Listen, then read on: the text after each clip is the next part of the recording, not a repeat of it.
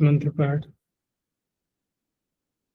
ओम सहना भवतु सहनौ भुनक्तु सह वीर्यं करवावहै तेजस्विनावधीतमस्तु मा विद्विषावहै। ओम शांति शांति शांति।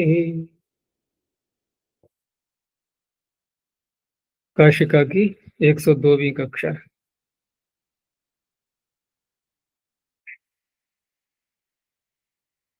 तृतीय अध्याय के तृतीय पाद में 108 सूत्रों तक हो चुका है। पूछो कुछ, कोई प्रश्न है तो।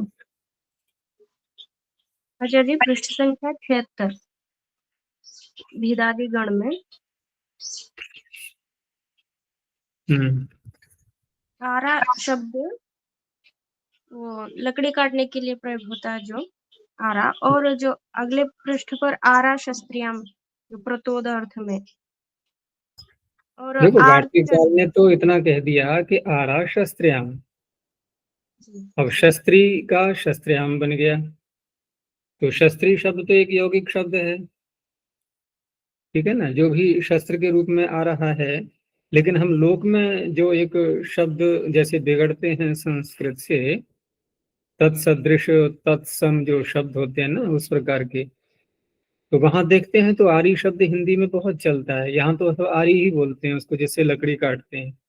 बड़ा होता है उसको आरा बोलते हैं, बल्कि जो मशीनें लगी होती है ना जहाँ लकड़ी काटने वाली, जो बड़े बड़े व्यापारी होते हैं, तो उसको सीधा बोलते हैं आरा मशीन। वो आरा हो गया, वो बड़े आकार में है। छोटा हो गया जो हाथ से करते हैं, वो आरी हो गया। और इस आरा से ये मिल भी रहा है। तत्सम और तत्सदृश जो शब्द कहलाते हैं, तो उससे ये लगता है कि हाँ इसी का ही बिगड़ा हुआ है ये। तो ये तो प्रमाणित हो गया कि इस अर्थ में आ रहा है ये। और इधर ये शस्त्री शब्द यौगिक है, तो वो उसमें घट भी जाएगा। लेकिन पद्मंजरीकार ने उसको जब ये कहा कि आरा प्रतोदः, फिर उसकी व्याख्या की कि अर्यन्ते प्रेरियन्ते अनया अश्वाः। अब इन्होंने व्युत्पत्ति करके कहाँ को ले गई है, जो पशुओं को आगे बढ़ाने के लिए जो प्रक्रिया की जाती है, जो हाथ में लेकर के दंड, जिसका अगला भाग थोड़ा ऐसा होता है कि पशु को थोड़ा परेशानी हो और वो आगे बढ़ता है उसको, तो वहां घटाया है। तो ये तो इनका अपनी व्याख्या है ना, वार्तिककार ने तो ऐसा नहीं कहा कुछ भी। तो और वहां पर हमें ये आरी आरा शब्द मिल रहे हैं हिंदी में भी, और पता लग रहा है कि हाँ ये आरा से ही बिगड़े हुए हैं। आरा ज्यों का त्यों आ गया। देखो बड़े आकार वाले को तो आरा ही बोलते हैं अभी हिंदी में, छोटे को भले ही आरी कर दिया गया है। उस इस तरह आरी से को हम शस्त्री नहीं कर सकते ना। आरी को शस्त्री कह सकते हैं वाली बात नहीं है। वो तो एक वस्तु के लिए अनेक शब्द आ ही जाएंगे, क्योंकि वार्तिककार ने जब खोला है उसको कि शस्त्रीय अर्थ में घटाना है इसको, तो शस्त्री कोई शब्द प्रसिद्ध वैसे नहीं है किसी एक पदार्थ के लिए। भाई जो भी शस्त्र के रूप में है वो शस्त्री हो गया। नहीं तो खोलने की आवश्यकता ही क्या थी। अगर आरा शब्द प्रसिद्धि को प्राप्त हो रहा होता तो यूं ही बन जाता। तो उसका अर्थ दिया गया है, उससे ये पता लगता है कि अधिक प्रसिद्धि को वैसे नहीं था ये। तो कहा कि ये शस्त्री में प्रयुक्त होता है। लेकिन पद्मंजरीकार ने शस्त्री का अर्थ ले लिया वो पशुओं को आगे बढ़ाने के लिए। लेकिन हिंदी में जो आरा वर्तमान में चल रहा है वो उससे मेल खा रहा है, तो वहां भी इसका अर्थ निकलता है। और यौगिकता से हम अलग हट नहीं रहे, वहां भी यौगिकता वहां भी है, वो भी एक शस्त्र है, ठीक है ना। तो कोई तो अंतर नहीं आरती पड़ता है। आरती का अर्थ क्या है? हैं? आरती तीन प्रत्यय करके। हाँ, आरती में जैसे इन्होंने इन्होंने बनाया था आरा, ठीक है ना, तो आरा री धातु से बना है। लेकिन आगे जो शब्द दूसरा था, इन्होंने जैसे दिया ना आरा शस्त्रयाम, तो शस्त्री से भिन्न अर्थ में होगा तो आरती होगा। अब आरती हिंदी में जो चलता है एक आरती, मंत्रों में चलता है ना, तो यही आरती है वो। वहां र में अ जोड़ दिया है तो आरती बन गया। तो उसका तात्पर्य क्या होगा, उसको खोला नहीं इन्होंने, क्योंकि प्रसिद्ध है वो शब्द इसलिए।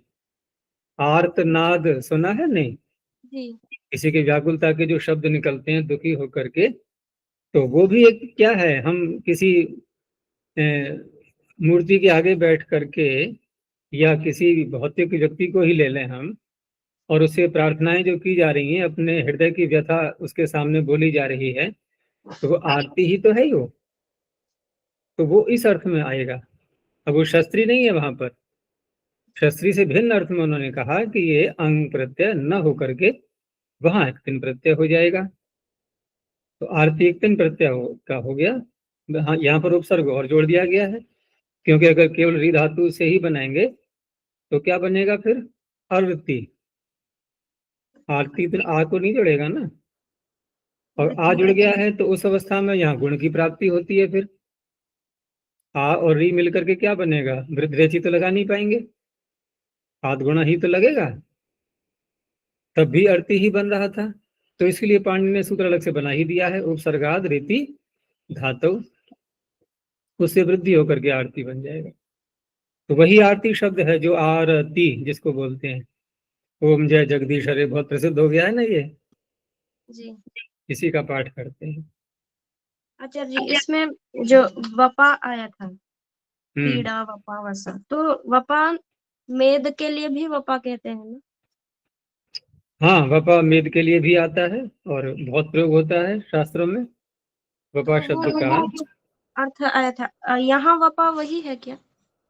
क्योंकि वपा तो यहाँ बीज। वपा का अर्थ इन्होंने खोला तो नहीं है कहीं पर भी, किसी ने भी उसके विषय में बताया नहीं है। बस धातु तो चलो बता दी, धातु में तो कोई बात नहीं है, डुबब भी संताने छेदने चाहे इससे बना लेंगे, लेकिन वहां पर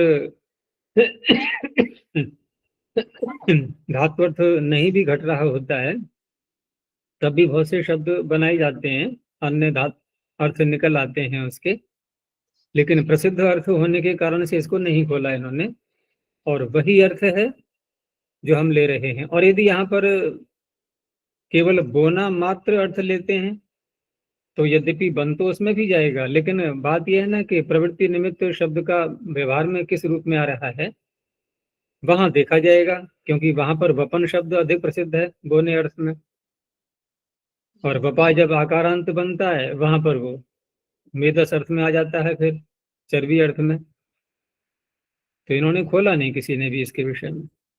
और उसकी धातु अर्थ में बीज तंतु संताने दिया है, हमने तो बीज संताने ऐसा पढ़ा। हाँ, धातु पाठ में तो ऐसे ही है, लेकिन उससे कोई अंतर नहीं पड़ता है। वो तो बीज तंतु संताने का तात्पर्य, बीजों का जो एक तंतु किसे कहते हैं, तंतु से तात्पर्य वहां उस तरह से नहीं है कि कोई एक कण मात्र है, ठीक है ना। तंतु तन धातु से बनेगा ना, तनु विस्तारे, तो वहां जब बनाएंगे तो उससे बीज एक डाला, दूसरा डाला, तीसरा डाला, ठीक है ना, एक प्रवाह सा बन गया। वो प्रवाह प्रवाह ही है तंतु, बीज तंतु संताने। यद्यपि संतान शब्द एक और आ रहा है, तन धातु से ही बना हुआ, जी। और तंतु भी उसी से बना हुआ है, तंतु संतान दोनों में एक ही धातु तो है। तो यहाँ इन्होंने तंतु शब्द को बढ़ा दिया है, नहीं इसमें तंतु को ही वो बढ़ा। तो बीज संतान है, हाँ तंतु को बढ़ाया है इन्होंने, लेकिन तंतु में जो धातु आ रही है वो संतान में भी आ रही है, तो वो अर्थ उसमें समाविष्ट हो जाता है। तो पाणिनि ने उसका अधिक विस्तार से नहीं लिखा अर्थ। अच्छा जी, संतान जो हम बोते हैं वो बीजों को बोते हैं, और जो ऑलरेडी वृक्ष है उनके पार्ट्स को निकाल करके बोते हैं ना, उसको तेलुगु में हम तंतुलु कहते हैं। तो वो बीज नहीं है। जैसे कुछ फूल के वृक्ष, उनके हम्म। ब्रांचेस को हम बोते हैं, वो हमने बीज नहीं बोया ना, वो तंतुल कहते हैं तेलुगु में। हाँ, उसको भी तंतु, धागे को नहीं कहते तंतु। अरे पट, धागे को भी। जैसे जैसे दर्शनों में आता है कि भाई पट का मूल कारण पट का उपादान कारण क्या है, तो तंतु, तंतु शब्द वहां भी कहा जाता है। तो जी। तंतु जो अन्यत्र जो व्यवहार में आ रहा है वो एक धागा होता है। धागा कैसा होता है, एक प्रवाह चला रहा है, लंबाई उसकी अधिक हमें दिखाई देती है, तो तन धातु का अर्थ विस्तार होता ही है, वो उससे आ गया। लेकिन जो खेत में हम जो बीज डाल रहे हैं वहां भी एक बीज नहीं डाला जाता, वहां भी पूरा प्रवाह चलता है बीजों का। तो इस तरह से वो तन धातु का अर्थ वहां पर निकल आता है। लेकिन अब इतने से ही यदि हम देखें तो ऐसा भी नहीं है, क्योंकि धातु का प्रयोग जो है वो काटने अर्थ में भी होता है। अब वहां तो कोई विस्तार वैसा नहीं है, तो पाणिनि ने उस शब्द को ले लिया फिर कि छेदने च, छेदन में भी इसका प्रयोग होता है, केवल बोने अर्थ में नहीं। तो वपन शब्द दोनों में आता है, काटने में भी और बोने में भी, दोनों में। और चूड़ा आचार्य जी, चूड़ा हाँ, चूड़ा चूड़ा तो प्रेरणा। ये जो चोटी बनाते हैं ना ये बालों का, तो वो भी चूड़ा है। और यहाँ जो इन्होंने दिया है इसमें चूड़ा प्रेरणे धातु से बनाया है इन्होंने, डकार करके उसके। न्यासकार ने चूड़ा समुच्चय से किया, हैं? चूड़ा समुच्चय। नहीं, चुरादी गण की धातु है ना ये। चूड़ा प्रेरणे धातु जो है ये चुरादी गण की है, प्रेरणा देने अर्थ में आती है। और कौन सी है? चूड़ा समुच्चय कह रहे हैं न्यासकार अच्छा, न्यास में। जी। हम्म। लेकिन धातु पाठ में तो नहीं है शायद ये। नहीं है। हाँ, तो ये इनको और कहीं मिली होगी, क्योंकि धातुएं अन्यत्र भी तो मिलती रही हैं। जैसे एक क्षीर स्वामी का अलग आता है, क्षीर तरंगिणी पुस्तक है ना एक, तो वहां पर भी कुछ धातुएं ऐसी हैं जो पाणिनि के धातु पाठ में उपलब्ध नहीं है, तो हो सकता है वहां से इन्होंने लिया हो।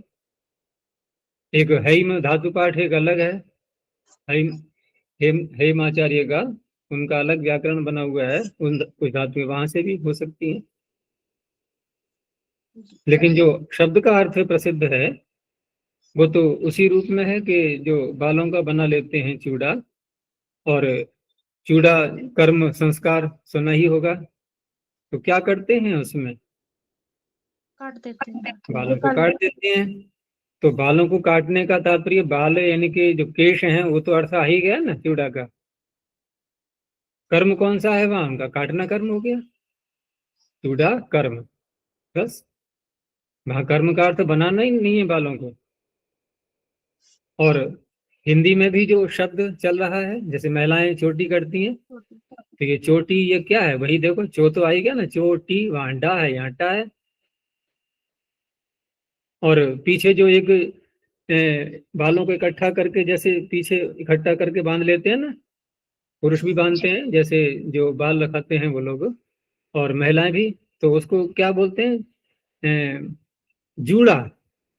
सुना है शब्द जूड़ा? जूड़ा करके हिंदी में चलता है, तो चा का जा हो गया, चूड़ा और जूड़ा।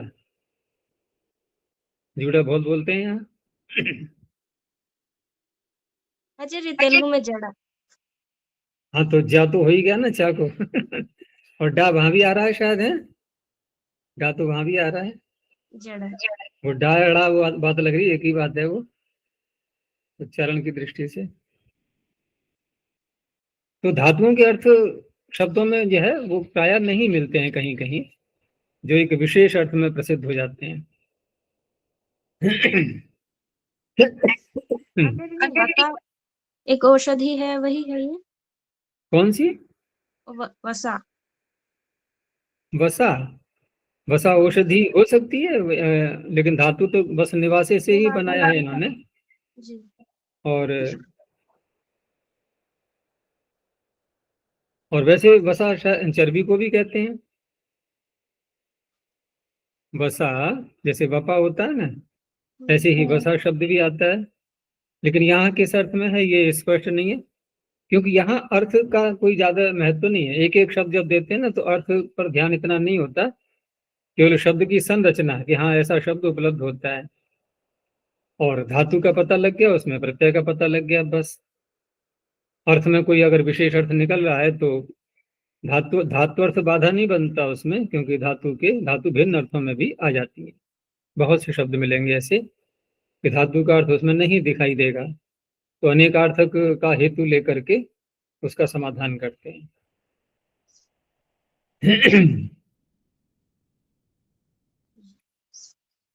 चलो आगे देखते हैं। आगे सूत्र आ रहा है संज्ञायाम।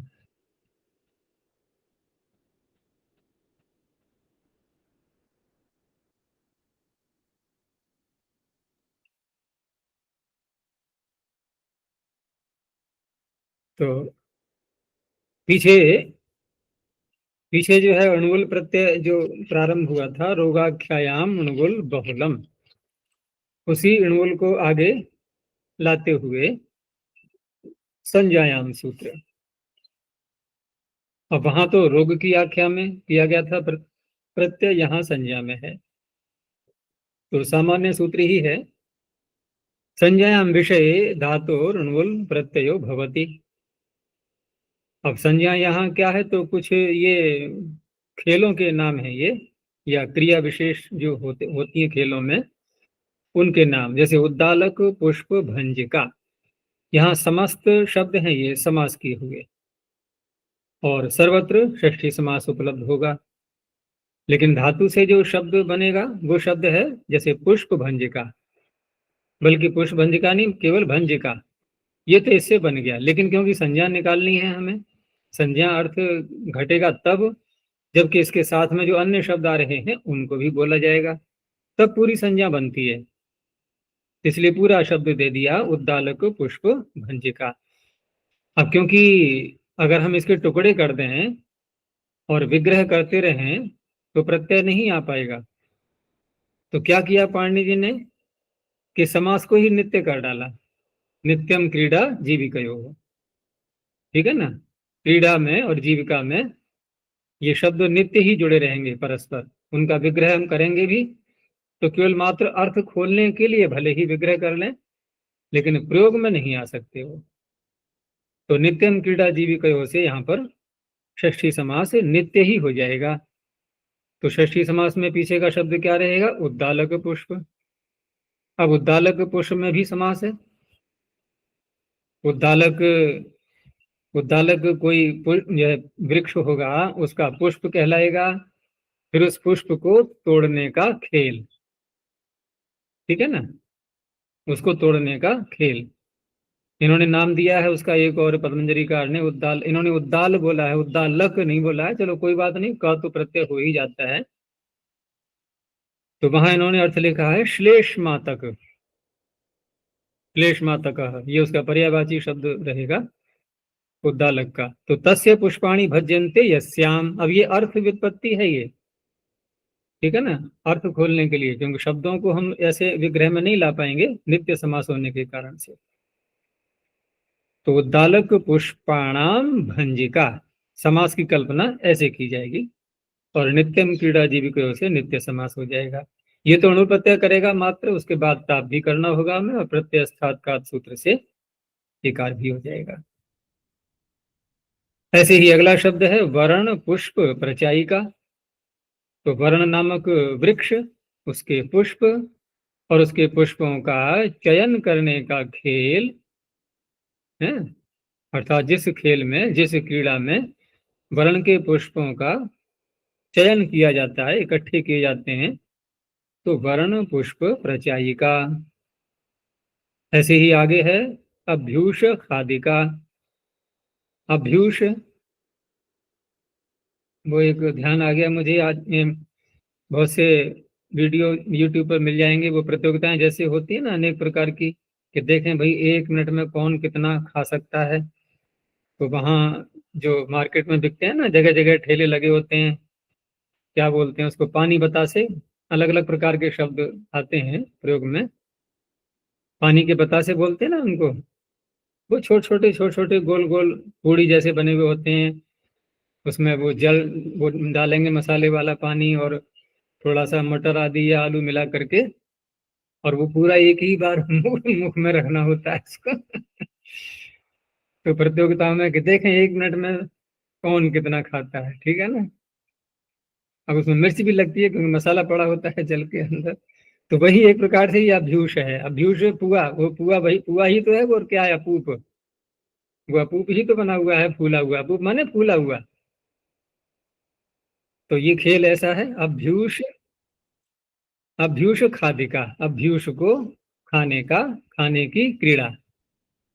तो अभ्यूषाः खाद्यन्ते यस्याम, तो उसको पूलिका, पूलिका उन्होंने लिया है, पूलिका माने वही फूली हुई जो होती है, पूली पूड़ी, वो पूड़ी उसी का ही शब्द है, पूली, शशफुली। अब वो छोटी पूड़ी होती है देखा जाए तो, आगे है आचोष खादिका। अब आचोष में तो चुष धातु आ रही है, वो चूसने अर्थ में आती है, तो वहां पर आचोष खादिका यानी कि चूस करके कोई खाने की वस्तु है और उसकी कीड़ा हो गई, आचोष आचोष खादिका। ऐसे ही शाल भंजिका। अब ये शाल नामक वृक्ष है और उसके भी यहाँ पुष्प का तो नाम नहीं दिया है, लेकिन वृक्ष तो नहीं तोड़ा जाएगा, तोड़े तो पुष्प ही जाएंगे उसमें से, तो बिना पुष्प के भी ये शब्द आएगा उसी अर्थ में। तो शाल के पुष्पों को तोड़ने का खेल। ऐसे ही ताल है, ताल भंजिका, तो यहाँ भी ताल वृक्ष के पुष्पों को ही तोड़ना होगा, ताल भंजिका। तो ये शब्द हैं। अब ये कहाँ इस समय तो किन किन प्रकार से परिवर्तन हो चुका होगा, इसके इन खेलों के भी नाम कुछ रहे होंगे, कुछ खेल ही समाप्त हो गए होंगे, कुछ और स्वरूप हो गया होगा, उनका परिवर्तन होता रहता है। चलो अगला सूत्र, विभाषाख्यान परिप्रश्नयोरेंच। इसमें सूत्र में शब्द हैं आख्यान और परिप्रश्न, लेकिन व्यवहार में हम जब देखते हैं तो इनका क्रम क्या होता है कि पहले कोई व्यक्ति प्रश्न करता है, उत्तर उसके बाद में होता है। लेकिन सूत्र में उत्तर शब्द यानी कि आख्यान, आख्यान माने उत्तर, वो पहले है, और परिप्रश्न यानी कि द्वंद्व समास जो किया गया है वो बाद में है। तो वो कारण उसका वही जो व्याकरण का नियम है कि अल्प अच वाला पहले आएगा, इसलिए दे दिया है। तो पूर्वम परिप्रश्न, पश्चात आख्यानम, इन्होंने भी यही स्वीकार किया। सूत्र में कैसे है कि अल्पाच तरस्य पूर्व निपात। तो परिप्रश्ने आख्याने च गम्य माने धातु ईय प्रत्ययो भवति। तो प्रत्यय तो इन्होंने ईय बढ़ाया, लेकिन पीछे का भी ले लिया, चकाराद अणुभोलपि। और सूत्र में फिर विभाषा शब्द भी आ गया, तो दो प्रत्यय तो यूं ही आ गए। और विभाषा कहने से फिर अब अन्य जो भी यथा प्राप्त हैं वो भी आ सकते हैं। तो कौन कौन से आ सकते हैं वो धातु पर निर्भर है कि धातु किस प्रकार की ली है हमने। तो इस तरह से अन्य प्रत्यय भी हो जाएंगे वो ईय और अणुगुल के अतिरिक्त। तो विभाषा ग्रहणात् परोपि यह प्राप्नोति सोपि भवति। पर से यहाँ तात्पर्य परे आने वाले नहीं, पर का तात्पर्य अन्य। विभाषा ग्रहण से जो अन्य प्रत्यय हैं, अन्य प्रत्यय यदि कोई प्राप्त हो रहा है तो वो भी हो जाएगा। तो पहले प्रश्न और फिर उत्तर, लेकिन सूत्रकार ने ये नहीं कहा है कि केवल उत्तर में या केवल प्रश्न में ये प्रत्यय होगा। द्वंद्व समास किया गया ना, द्वंद्व समास में प्रत्येक पद प्रधान होता ही है, तो प्रश्न में भी ये सूत्र प्रत्यय करेगा और उत्तर में भी करेगा। तो पहले देखो प्रश्न का वाक्य, काम त्वम कारिम आकार्षि ही। तो क्री से कारिम बनेगा ना, कारी शब्द द्वितीय का एक वचन, ये प्रश्न में भी आ गया ई प्रत्यय। अब क्योंकि अणुवल भी आ रहा है तो कारिकाम बन गया, कारिका शब्द। और विकल्प है तो अब क्रिया शौच सूत्र वो भी लगेगा, लेकिन क्रिया शौच अकेला श ही थोड़ा ही था, वहां भी और प्रत्यय हो रहे हैं। तो क्रियाम में श हो गया, फिर कृत्याम बन गया, ठीक है ना, उसी क्री धातु से। फिर कृतिन भी हो गया, तो कृति भी बन गया। तो 1 2 3 4 5 5 बन गए क्री धातु के। अब इन्हीं पांचों को ले लो उत्तर में, अब क्योंकि प्रश्न किया ना पहले कि तूने क्या कार्य किया है, अब वो उत्तर दे रहा है कि सारा कार्य कर लिया मैंने। सर्वाम कृत्याम कार्यम अकार्षम कारिकाम अकार्षम और क्रियाम अकार्षम कृत्याम अकार्षम कृतिम अकार्षम। अगला ये गण धातु का और दिखा दिया है। अब क्योंकि गण धातु तो चुरादी गण की है, तो वहां तो ऋणिच लाएंगे और ऋणिच का फिर लोप भी हो जाएगा। और लोप होने के बाद जब ई या अणुवुल करके वृद्धि करना चाहेंगे हम, तो वो जो गण में अणा में अ है, हाँ उसका भी तो लोप होना है। गण में अणा में जो अकार है उसका ऋणिच के कारण से लोप हुआ, ठीक है ना, उसका तो ऋणिच के कारण से लोप हुआ तो बन गया गणी। अब उसके बाद जब ये प्रत्यय आया ई या अणुवुल, इसके कारण से ऋणिच का भी लोप हो गया। फिर रह गया गण हलंत। अब यहाँ जब अतुवधाय से वृद्धि करेंगे तो क्या होगा? स्थानीवत। णिच का लोप होगा स्थानीवत, या कि या कि या कि क्या आगे? आकार का लोप। दो हुआ है ना, दो दो के लोप में है। णिच का लोप होगा। हाँ, णिच का लोप हुआ और आकार का भी लोप हुआ, तो स्थानीवत किसको होगा? णिच। णिच को होगा। सूत्र अचः परस्मै पूर्वविधस्। तो ठीक है ना। पर निमित्तक अजादेश, तो पर निमित्तक अजादेश यानी कि णिच का लोप पर निमित्तक तो है ही, ठीक है ना। और जो आकार का लोप हुआ है ये पर निमित्तक नहीं था क्या? णिच को मान करके हुआ था, लेकिन पूर्व विधि नहीं हो रही है। पूर्व विधि नहीं हो रही है। वृद्धि किसको प्राप्त हो रही है? ग में अ। तो वो ग में णा के आ से पूर्व नहीं था। पूर्व था कि नहीं था? तो क्यों नहीं हो रही है? अरे पूर्व ही तो है वो, तुम्हें क्या समस्या है? उसी को कर लेंगे, ठीक है ना। हम आगे क्यों बढ़ेंगे? क्योंकि धातु अजंत पड़ी ही इसीलिए है, ये गण संख्या ने, गण संख्या ने धातु अकार अदंत है ये, अजंत नहीं कहेंगे, अकारांत केवल, ठीक है ना। उस अकार का लोप भी किया जाता है, तो वो स्थानीवत होने से यहाँ वृद्धि न होकर के गणी, तो गणिम। और दूसरा क्या था यहाँ पर? अणुगुल, तो क्या बनेगा? गणिकाम, ठीक है ना। इन्होंने क्रम से नहीं दिया, जैसे काम गणिम अजीगण, फिर ले लिया इन्होंने काम गणनाम। हाँ आ तो गया, ये अणुगुल का भी आ गया, काम गणनाम अजीगण। दो ही हो पाएंगे यहाँ पर, अन्य कोई प्राप्ति नहीं है। तीसरा जो विभाषा की बात थी ना, तो अन्य यहाँ पर प्राप्त नहीं हो पा रहा है। और सर्वाम गणिम अजीगणम सर्वाम गणिकाम। अच्छा जी, यहाँ अणुगुल गणिका, रुको एक मिनट। हाँ, अणुगुल का जो है वो तो गणिका बनेगा, तो इनका रह गया है। इसमें एक पार्ट है, इसमें क्या दिया है? यच किया है। नहीं नहीं, इसमें क्या है? काम गणिम अजीगण काम गणिकाम, इसमें दिया तो है, पुस्तक में रह गया है, पुस्तक में बढ़ा लो। गणिका नहीं आ रहा है ना इसमें।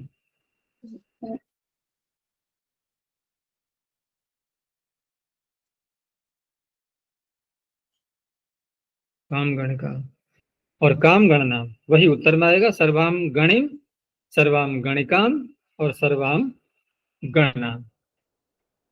तो गणन जो यहाँ दिया है ना, ये ऋणमूल का दे दी, उसका ल्युट प्रत्यय का है ये। ये ल्युट प्रत्यय का हो गया, विकल्प होने से ल्युट भी हो जाएगा। अच्छा जी, हाँ युच का होगा, ठीक है। ये तो निजंत है ना, तो न्यास संत हो युच से युच हो जाएगा। आगे है यज धातु से, तो याजिम यानी और याजिकाम, बस। और याचिम और याचिकाम, ऐसे ही पच से पाचिम और पाचिकाम, और एक दिया है इन्होंने काम पचाम, तो यहाँ पर काम पचाम भी है, काम पक्तिम भी है, पक्ति शब्द। तो वो जो सूत्र आया था ना, स्था गा पा पचो भावे, उससे एक तिन प्रत्यय भी हो जाएगा, ठीक है ना, इसका भी प्रयोग हो जाएगा। ऐसे ही पठ धातु का पाठिम पाठिकाम और पठितिम।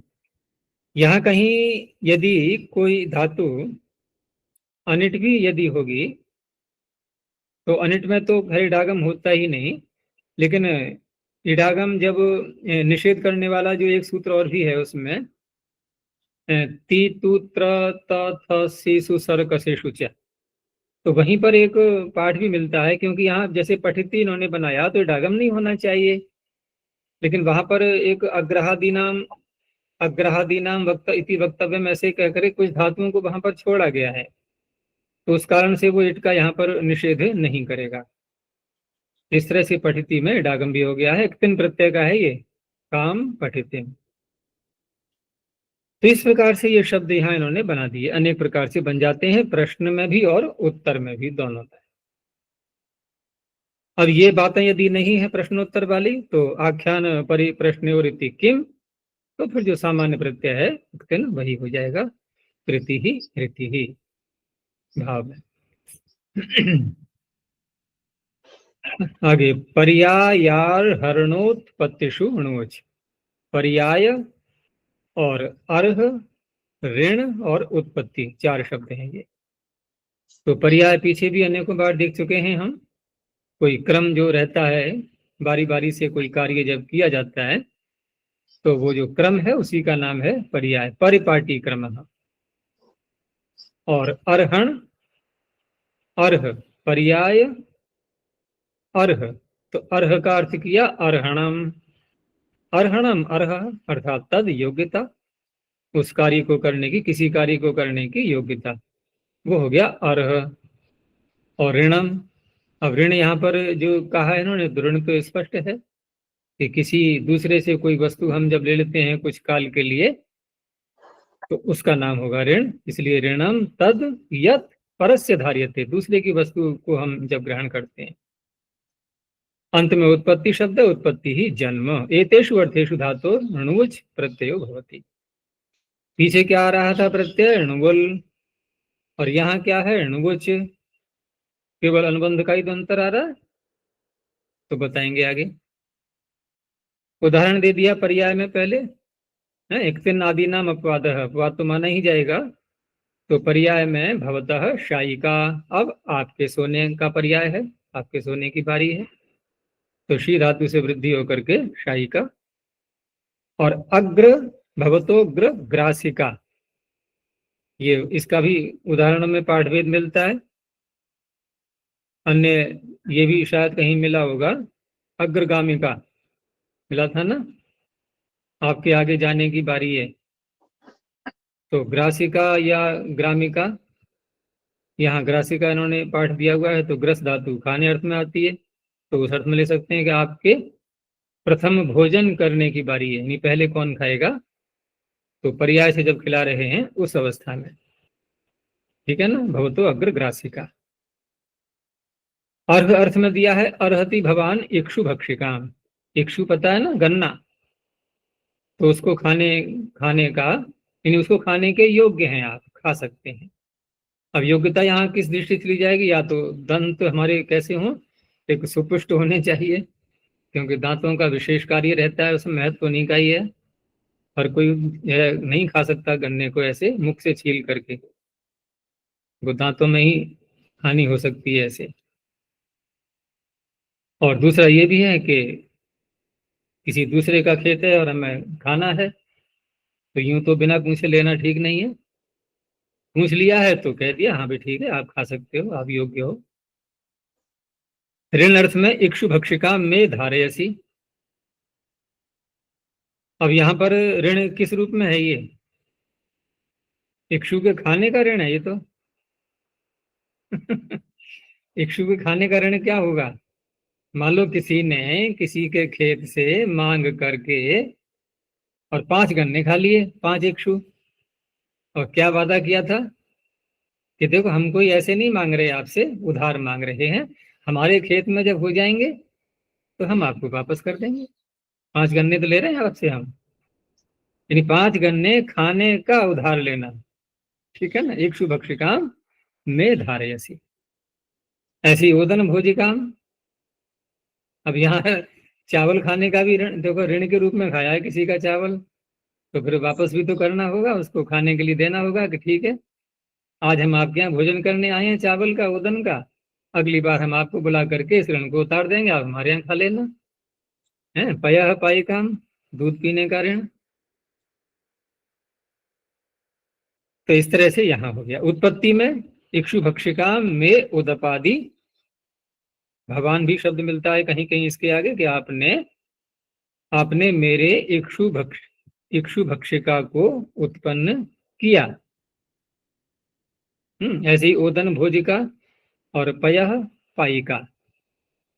तो इस तरह से 4 अर्थों में इस सूत्र से यहाँ पर अनुवच प्रत्यय हुआ है, और विकल्प पीछे से आ ही रहा था, तो विभाषा इत्यव तो उस अवस्था में नहीं भी होता है, जैसे चिकीर्षा शब्द में नहीं हुआ। अब नहीं हुआ तो कौन सा होगा, फिर अप्रत्ययात से अप्रत्यय हो जाएगा। प्रत्यय भेद जो किया गया है, अणुवल पीछे से आते हुए भी प्रत्यय बदला गया, तो अणुवली प्रकृते प्रत्ययांतरकरणम स्वरार्थम, क्योंकि वहां पर तो लकार अनुबंध है, तो लिति स्वर लगेगा जो कि प्रत्यय से पूर्व को उदात्त करता है, और चकार लगाने से हम चितः से अंतोदात्त करते हैं। इतना अंतर आ जाता है। लेकिन ये भी बात कहाँ घटेगी,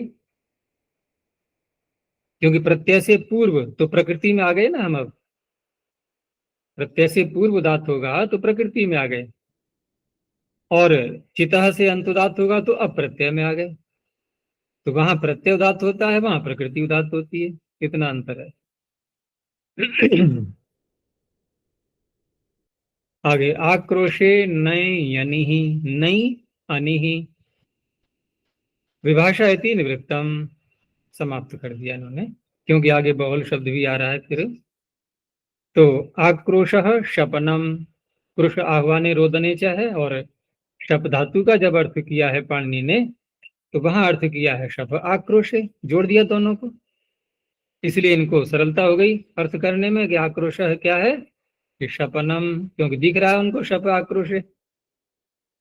तो आक्रोशे गम्य माने नई उपपदे, क्योंकि नई में सप्तमी है, तो नई उपपदे धातु अनिहि प्रत्यय भवति। अब उपपद है तो उपपद समास भी हो जाएगा फिर यहाँ पर उपपद मतिंग से। तो तिन आदि नाम अपवाद, क्योंकि मुख्य वही प्रत्यय है, उसका ये अपवाद बनेगा। आदि कह करके धातु कोई भी हो सकती है यहाँ पर, तो अन्य कोई प्रत्यय यदि प्राप्त पीछे से हो रहा है तो उसका भी अपवाद माना जाएगा। अब जैसे क्री से दिखाया इन्होंने अकरणी ही, तो ये किसका अपवाद माना जाएगा, ये तो अनेकों का बन जाएगा। जैसे क्रिया शौच सूत्र भी आ चुका है, ठीक है ना, और कृति शब्द बनाई था अभी देखा हमने, तो उन सब का अपवाद बन जाएगा ये, किस अर्थ में, आक्रोश अर्थ में, और साथ में नए भी लगा हुआ हो। दोनों बातें, दोनों की अनिवार्यता है। तो अकर्णिस्ते विरशल भूयात, कि हे दुष्ट व्यक्ति, कोई कार्य किया उसने, तो कार्य क्योंकि दुष्ट है तो गलत कार्य ही करेगा वो, तो तेरा कार्य क्या हो कि बिल्कुल नष्ट हो जाए, ठीक है ना। क्रोध में आकर के कहा जा रहा है अकर्णिस्ते वृषल भूयात, आशीर्वाद होता है ना, भूयात कौन सा लकार है, आशीर्लिंग, तो ये आशीर्वाद है ये।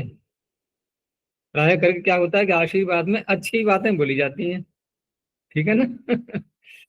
इसलिए इसको आशीर्वाद न कर क्या कहा जाएगा, आक्रोश। यह आक्रोश का वाद है, लेकिन इच्छा तो प्रकट की जा रही है ना, तो आशीष का अर्थ होता है इच्छा।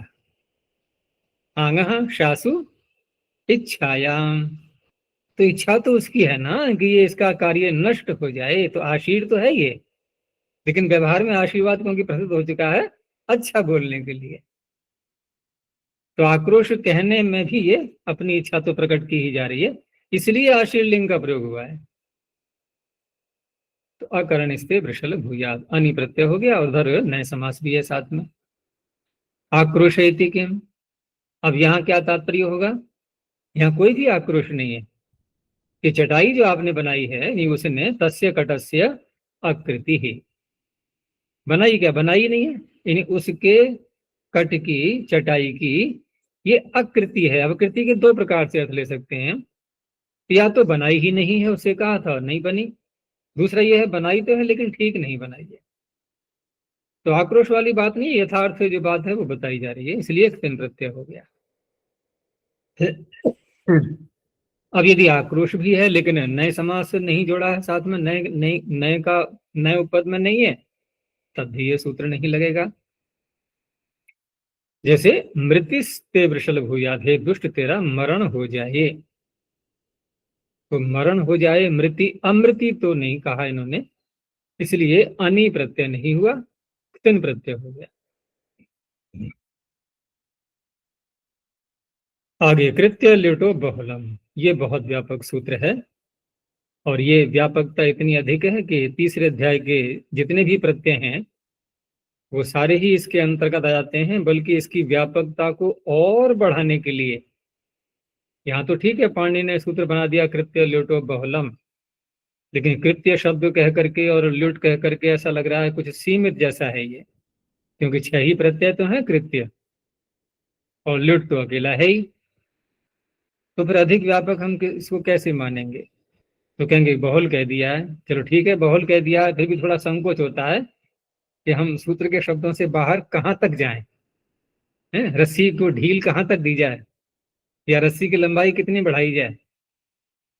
तो महाभाष्यकार ने क्या किया यहाँ पर, वहाँ वार्तिककार के ही सुझाव को उन्होंने स्वीकार किया कि सूत्र यहाँ पर होना चाहिए वास्तव में कृतः बहुलम या कृतो बहुलम, बहुवचन में कृत संजक है ना कृत, तो कृत कह करके व्यापकता बढ़ जाएगी कि नहीं?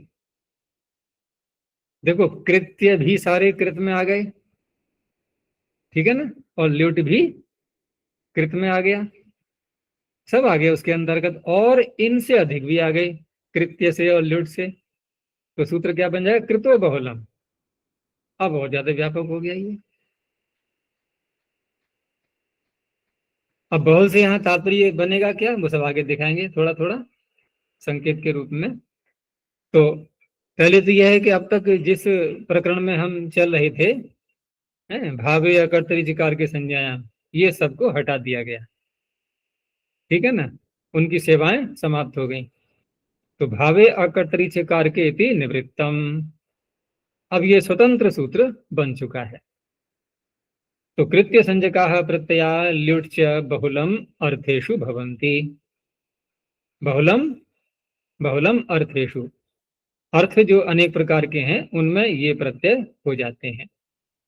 तो क्या तात्पर्य हुआ इसका कि यत्र विहिता, अब यत्र विहिता का तात्पर्य जिस जिस अर्थ में कहे गए हैं, क्योंकि अर्थेषु बहुलम भवन्ति है, अर्थ में अर्थेषु बहुलम भवन्ति, ठीक है ना, उपपद रहने वाली बात नहीं, उपपद रहते हुए ये नहीं, अविधेय जो कहा जाता है अर्थ, उसमें बहुलता हमें देखनी है।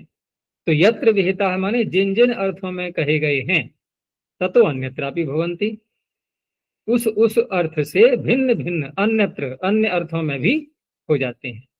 जैसे कृत्य किन अर्थों में कहे गए, तो तयोरेव कृत्यक्त खलर्था, प्रसिद्ध सूत्र है ये, और वहां पर तयो में द्विवचन है तो दो ही बातें ली जाएंगी, भाव और कर्म, और वो कर्तरीकृत का अपवाद बनता है।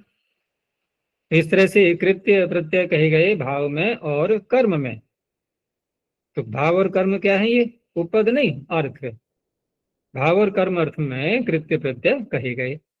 अब कारकांतरे भी भवंती, क्योंकि कृत्य प्रत्ययों को तो वो अधिकार मिला नहीं था अकर्तरीकार के संज्ञायाम वाला, वहां तो सूत्र ही बना दिया गया तयोरेव कृत्यक्त खलर्था, तो दो ही अर्थों में कहे गए थे, तो कारकांतरे भी भवंती, जैसे कि स्नानीयम चूर्णम।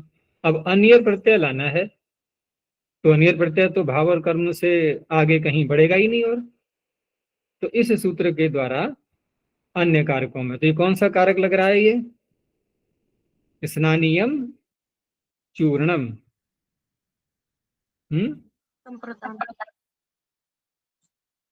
संप्रदान, जिसको स्नान कराया जाए ऐसा चूर्ण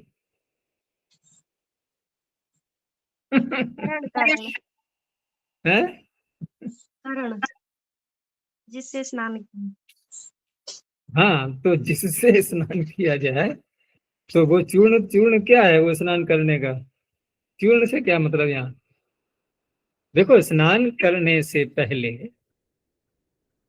एक परंपरा रही है, अब भी चलती है, वो उबटन करते हैं कभी कभी, उबटन में प्रायः तो हल्दी का प्रयोग करते हैं, ठीक है ना, त्वचा की शुद्धि भी होती है, अन्य जो शरीर की समस्याएं हैं त्वचा की, क्योंकि औषधि के रूप में है हल्दी, तो वो भी होता है, और अन्य पदार्थों का भी, आटे आदि का भी कर लेते हैं कभी कभी। तो इस तरह से उबटन जो करेंगे वो चूर्ण माने पिसी हुई कोई वस्तु, तो चूर्ण का अर्थ केवल वही मत लेना कि सूखा सूखा लगा लिया, बल्कि महर्षि दयानंद तो और उल्टा करते थे, वो स्नान करने के बाद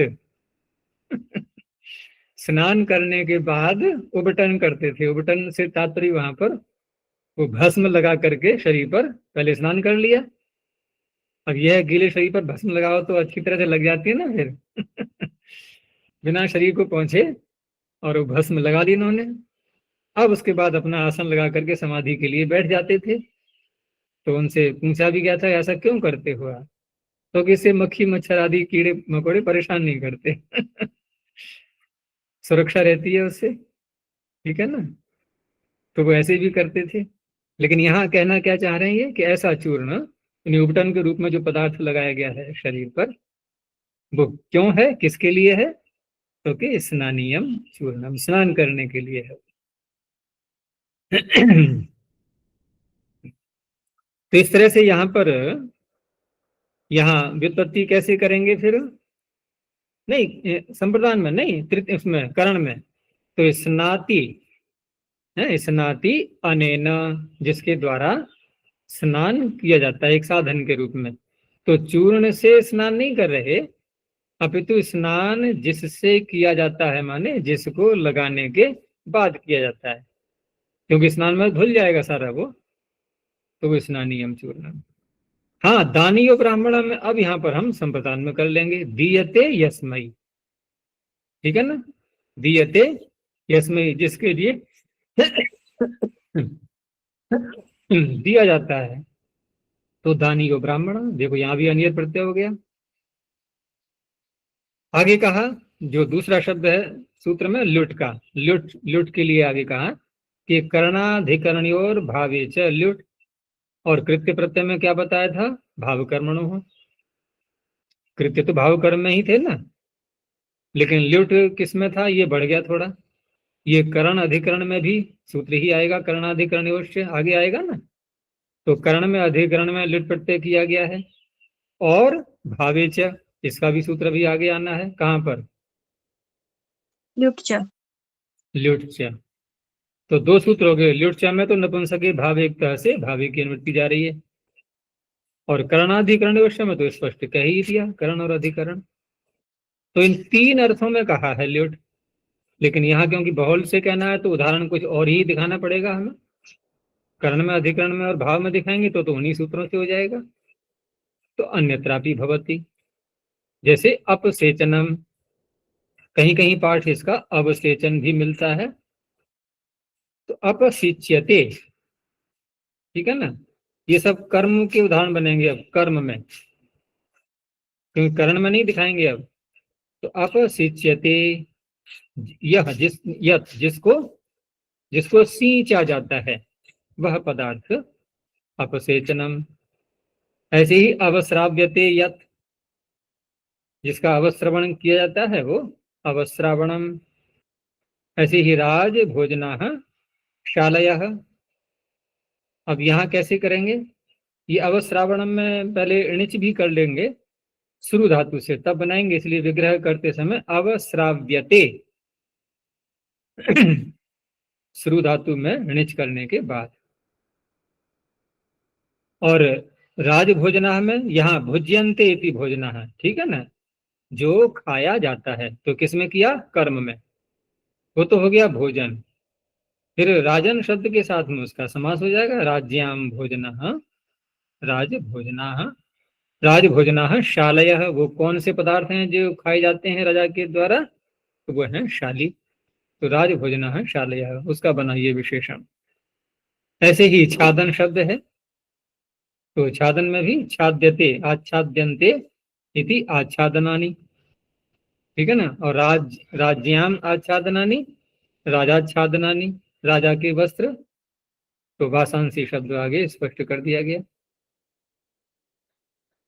अपसेचन जो बना था पीछे शब्द अपसेचन में, अपसिचते, अपसेचन का अर्थ क्या होता है?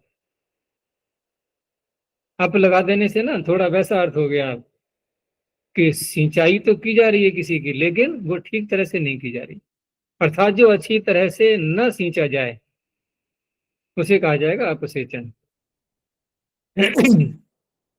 आगे शब्द है प्रस्कंदनम। प्रस्कंदनम और प्रपतनम दोनों जो है ये अपादान में बन जाएंगे। यानी कि प्रस्कंदति अस्मात् अथवा प्रपतति अस्मात्, जहां से गिरती है कोई वस्तु, तो उस स्थान का नाम हो जाएगा प्रस्कंदनम प्रपतनम। तो एक तो ये हो गया कि जिन जिन अर्थों में ये कृत्य और लुट कहे गए हैं उनसे भिन्न अर्थों में हो गए।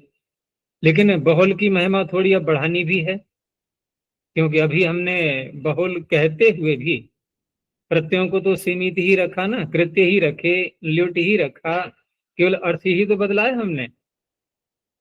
तो क्या हम प्रत्यय को भी बदल सकते हैं? तो कहा हाँ बिल्कुल, क्योंकि बहुल पढ़ा हुआ है इसमें।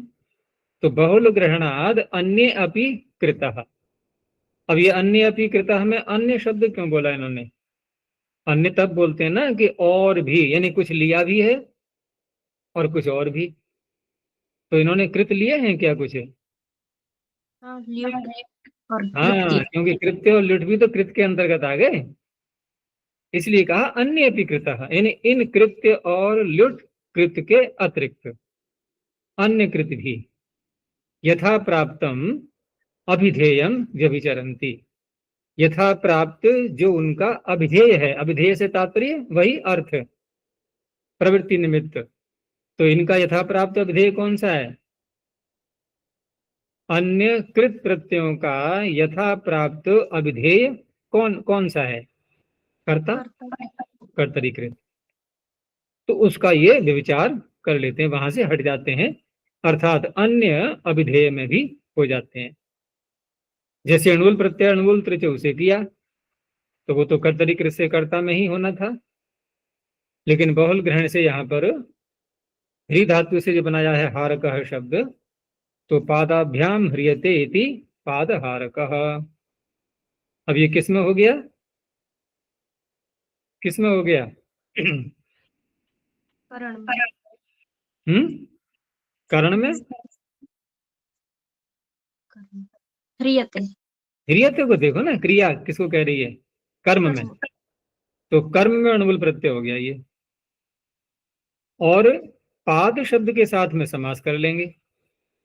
अब क्योंकि पाद शब्द के साथ में समास करेंगे, तो पादाभ्याम ह्रियते, पैरों से, पैरों से। देखो हरि धातु का अर्थ क्या होगा? हरण। हाँ, हरण का अर्थ जैसे ले जाना होता है ना, हरती ले जाता है। तो पादाभ्याम में कौन सी व्यक्ति होनी चाहिए? पादाभ्याम में कौन सी व्यक्ति ठीक लग रही है? पंचमी, पैरों से जिसको निकाला जाता है, पैरों से जिसका हरण किया जाता है। तो इस तरह से पंचम यंत पादाभ्याम शब्द के साथ में और ह्री से जो णुल प्रत्यय किया गया है यहाँ पर, तो उसका समास कर लेंगे। और समास करने के लिए भी यहाँ पर जो सूत्र हम ढूंढेंगे, तो वहां भी देखो एक बहुल शब्द पढ़ा हुआ है समास के सूत्रों में, कर्तरीकरणे कृता बहुलम, वहां भी बहुल शब्द पढ़ा हुआ है। तो कर्तरीकरणे कृता बहुलम में तो ये कहा था कि कर्ता में और कर्ण में जो तृतीया है, तृतीया के प्रयोग में उसमें था ना प्रकरण में, तृतीया तत्कृतार्थ गुण वचने न पूर्व सदृश समुनार्थ कलह निपुण मिश्र लक्षण ही, और आगे कर्तरीकरणे कृता बहुलम। तो कर्ता में तृतीया हो या कर्ण में तृतीया हो, तो कृदंत के साथ में उसके समास को किया गया था। लेकिन यहाँ तो हमने पंचमी की हुई है, यहाँ पादाभ्याम जो है ये अपादान कारक मानते हुए पंचमी का है। तो कैसे हो पाएगा? बहुल कहने से। बहुल कहने से पंचम्यंत के साथ भी कर देगा वो समास, कृदंत के साथ में। मुख्य बात है कृदंत के साथ में समास होना। तो हारक शब्द के साथ में पाद शब्द का पंचम्यंत का समास हो गया। आगे एक सप्तमी का दिया है अधिकरण का, गले चोप्यते इति गले चोपकः। ये धातु कौन सी है इसमें? शुभ मंदायम गतम। तो मंद गति होती है ना, वो देखा ना, गले में जैसे महिलाएं पहन लेती हैं हार, या वो मंगलसूत्र आदि जैसे होते हैं ना, तो उसके यहाँ नीचे बीच में जो लगा होता है पेंडल जैसा, एक पेंडल होता है ना नीचे, जैसे घड़ी देखी होंगी, पहले घड़ी आती थी, अब तो कम हो गई हैं, कि जहां पर वो नीचे एक पेंडुलम घूमता रहता है ना, तो कैसी गति होती है उसकी? मंद गति होती है नहीं। एक लयबद्ध तरीके से इधर उधर इधर उधर, जैसे कोई व्यक्ति कोई काम नहीं सूझ रहा है तो कहेंगे क्या पेंडुलम की तरह घूम रहा है इधर उधर।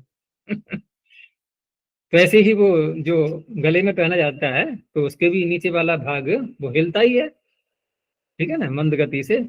शरीर चेष्टावान रहेगा तो वो भी हिलता रहेगा। तो इस तरह से गले चोप्यते इति गले चोपका, ये अधिकरण में कर दिया जाएगा। और यहाँ गले में सप्तमी जो विद्यमान है, इसका अलोक भी करेंगे, तो अमूर्ध मस्तकात स्वांगादका में। चलो आगे देखो, नपुंसके भावे तह, ये भी बहुत प्रसिद्ध सूत्र है। देखो पीछे हमने जो क्त प्रत्यय किया था, तो वह प्रत्यय किस अर्थ में किया था? अर्थ का तात्पर्य यहाँ पर काल की दृष्टि से पूछ रहा हूँ मैं, कर्ता में किया है वो नहीं, किस अर्थ में किया था, किस काल में? भूतकाल में। यहाँ जो बात कही जा रही है इस सूत्र के द्वारा, तो ये काल के भेद को स्वीकार करने के लिए है सूत्र, या कि अर्थ की दृष्टि से? जैसे सारे प्रत्यय किसमें थे? कर्ता में, कर्तरीकृत। निष्ठा प्रत्यय जो पीछे किया जाएगा निष्ठा सूत्र से भूतकाल में, वो कहेगा तो कर्ता को ही, या नहीं? तो वहां पर जो सूत्र दिया है तयोरेव कृत्यक्त फलर्था, कृता प्रत्यय आ गया नहीं उसमें, तो यहाँ पर निष्ठा शब्द नहीं है, यहाँ कृता ही है। देखो नपुंसके भावे कृता, तो तयोरेव सूत्र से किस अर्थ में कहा है कृता प्रत्यय? तयोरेव सूत्र से भाव में और कर्म में, ठीक है ना। और आगे फिर गत्यर्था कर्मक आदि जो सूत्र आ रहे हैं, तो कुछ धातुएं ऐसी हैं जहां पर कर्ता में भी हो जाता है, ठीक है ना। तयोरेव कृत्यत खलर्थाः, आगे आदि कर्मणि कर्तरि, यहाँ से कर्तरी शब्द प्रारंभ हो जाता है, ठीक है ना, कर्ता में भी हो जाता है। तो तीन में हमने देख लिया, भाव में, कर्म में और कर्ता में। और ये सूत्र क्या कह रहा है? भाव। तो क्या क्या क्या क्या महत्व हो गया फिर? भाव में कर तो दिया वहां, नहीं आया समझ में? भाव में हो गया ना, तो सूत्र की कुछ आवश्यकता दिखाई दे रही है? देखो वहां पर केवल भाव में नहीं कहा, वहां जो है भाव में भी कहा है साथ में, और कर्ता में भी कहा गया है, और कर्म में भी कहा गया है। यहाँ केवल मात्र भाव की बात हो रही है। तो भाव एक ऐसा शब्द आ गया अब कि भाव में कुछ और प्रत्यय भी कहे गए हैं। देखो अगला सूत्र क्या आ रहा है, अगला सूत्र क्या आ रहा है? ल्युट्च। ल्युट्च। और इस सूत्र को बनाया न जाए तो अगला सूत्र क्या बनेगा? तो कुछ शब्द यहाँ से हटा के वहां ले जाने पड़ेंगे ना। क्या बनेगा सूत्र अगला? नपुंसके ल्युट्। क्यों भावे नहीं बोलेंगे? नपुंसके भावे ल्युट, ठीक है ना। नपुंसके चा तो बोलना नहीं है अब, चा तो इसलिए नहीं बोलना है ना कि एक ही सूत्र तो रहा, ये तो चा इसलिए बोला गया है कि पिछले सूत्र से हमें वो विषय पूरा लेना है। तो सूत्र बनेगा नपुंसके भावे ल्युट। अच्छा, अब जो इतनी ही जब स्थिति रही नपुंसके भावे ल्युट, तो उस अवस्था में ल्युट ये भाव में तो हो गया ना। अब हम पहुंचे तयोरेव कृत्यर्थ खलर्थाः के पास में। उसने कहा कि कृता प्रत्यय भाव में और कर्म में होता है, ये कह रहा है कि भाव में ल्युट होता है। तो क्या कोई इनमें विरोध आएगा परस्पर? वहां पर जो तयो शब्द है भाव और कर्म में तयो हो, वो चरितार्थ हो जाएगा कृत्य प्रत्ययों में, हो जाएगा कि नहीं? जब कोई शब्द एक जगह चरितार्थ हो जाए तो फिर अब उसका ज्यादा महत्व तो नहीं रहता है, वो कोई अन्य नियम को नहीं ला पाएगा क्योंकि चरितार्थ हो गया वो। कल दिवाली थी ना, लोगों ने पटाखे छोड़े थे, तुम लोगों ने छोड़े नहीं थोड़े बहुत? तो देखा होगा पटाखे जब छोड़ते हैं तो जब पटाखा छूट जाता है तो उसका जो खोल वगैरह रहता है दोबारा उसमें हम धमाका करना चाहें होगा तो क्या कहेंगे? चरितार्थ हो गया ये तो, अब क्या धमाका करेगा ये। लेकिन कभी कभी कुछ ऐसे होते हैं जो रह जाते हैं उसमें, उसमें अग्नि नहीं पकड़ पाते वो, तो फिर अगले दिन बच्चे बीन बीन करके उनको दोबारा फिर ऐसे ही फोड़ते हैं क्योंकि वो चरितार्थ नहीं हुए थे। ठीक है ना? तो वहां तयो शब्द तो भावी में उसमें कृत्य प्रत्यय के साथ में चरितार्थ हो ही जाएगा। तो फिर क्ता प्रत्यय में क्या होगा? वहां कर्म में हो जाएगा क्ता प्रत्यय और उधर कर्ता में हो जाएगा। लेकिन भाव की जब बात आएगी तो लुट बनेगा बाधक उसका, बनेगा कि नहीं? इसलिए ये सूत्र बनाया गया, पहली बात। अब दूसरी बात पे आते हैं कि चाहे हम तयोरव कृत्यर्थ खलर्था से करें या कर्ता में गत्यर्था कर्म को आदि सूत्र से कर्ता में करें, लेकिन वो क्ता प्रत्यय जब जब भी आएगा तो वो काल कौन सा बोलेगा? बोलो भाई। करेंगे तो निष्ठा सूत्र से ही, निष्ठा सूत्र के द्वारा विहित क्ता प्रत्यय का ही तो नियमन चल रहा है वहां पर। आचार्य वो वर्तमान काल में करते हैं उसका? देखो वर्तमान काल में करते हैं वो अर्थ विशेष है, वहां पर वो अर्थ विशेष है, जैसे मति बुद्धि पुजार्थ भ्यष्ट आदि सूत्रों से भी किया गया है, लेकिन वो अर्थ विशेष हो गया यहाँ। यहाँ ऐसा नहीं है। तो इस तरह से यहाँ दूसरी बात जो निकल करके आती है कि ये क्ता प्रत्यय जो इस सूत्र के द्वारा हो रहा है भाव में, इसमें काल का भी कोई बंधन नहीं है। जैसे उदाहरण जब बोलेंगे ना हसितम, तो हसितम का अर्थ ऐसे हंसने की क्रिया नहीं है जो पहले हो चुकी है, वर्तमान में होगी या आगे, वर्तमान में है या आगे होगी, उसको भी हसितम शब्द से कहा जाएगा, यानी हंसना मात्र। कोई आग्रह करे कि आपने तो ये क्ता प्रत्यय किया है, तो यहाँ आप भूते वाले क्ता प्रत्यय का भाव में होता है ये नियमन कर रहे हैं, या कि अलग से ये विधि सूत्र है भाव में क्ता प्रत्यय करने वाला? क्या माना जाएगा बोलो? अलग से विधि सूत्र। अलग से विधि सूत्र है ये। और यहाँ भूते की अनुवृत्ति तो आ नहीं रही है, ये तो बहुत बाहर हो गया ना उससे। अब ये तो कह देगा मैं तो बहुत दूर चला आया, वो काल अपने पास ही रखो। इस तरह से ये काल सामान्य के लिए भी ये सूत्र है।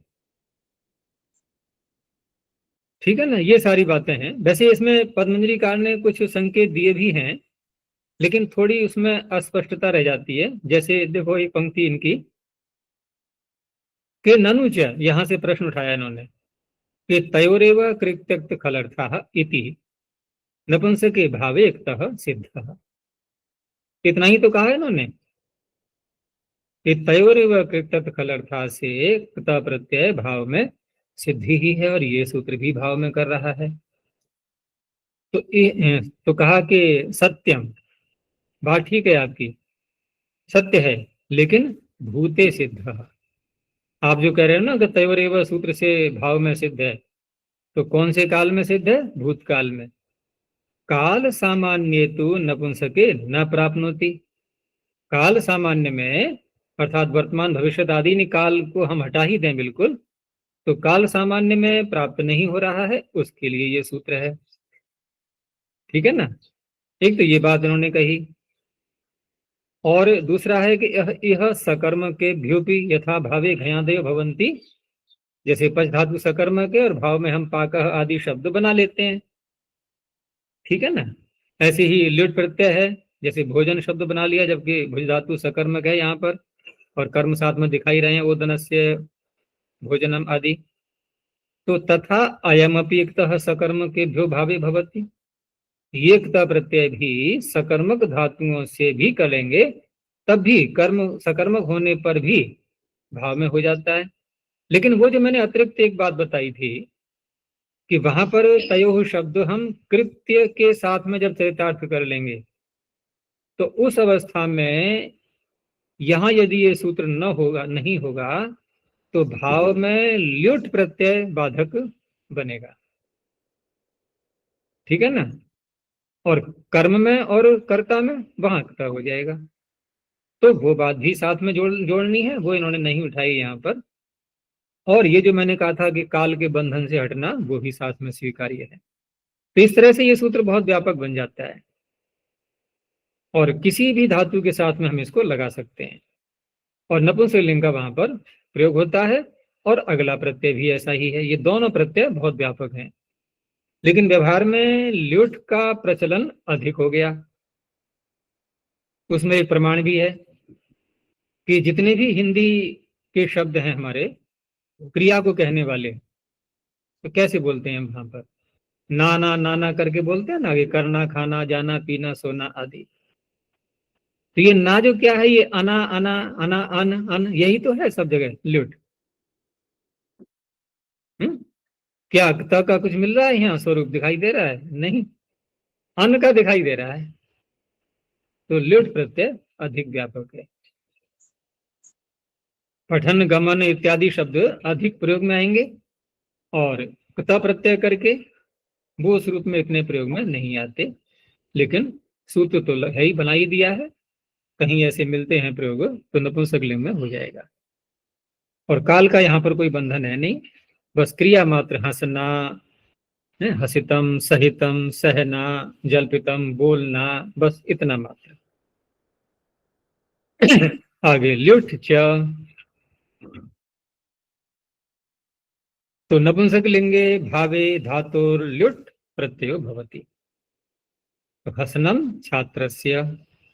अब यहाँ जो इन्होंने छात्र दिखाया है ये, और छात्र में षष्ठी की है, तो किससे की है?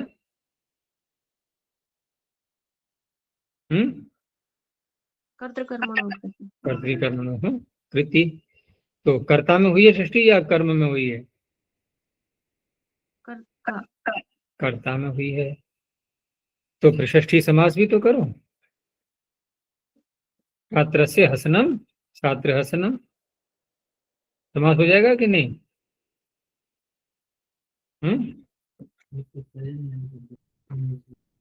समास को रोकने वाले सूत्र कौन कौन से हैं? न लोकाव्य निष्ठा है, निर्धारण आज तो आ गई जी।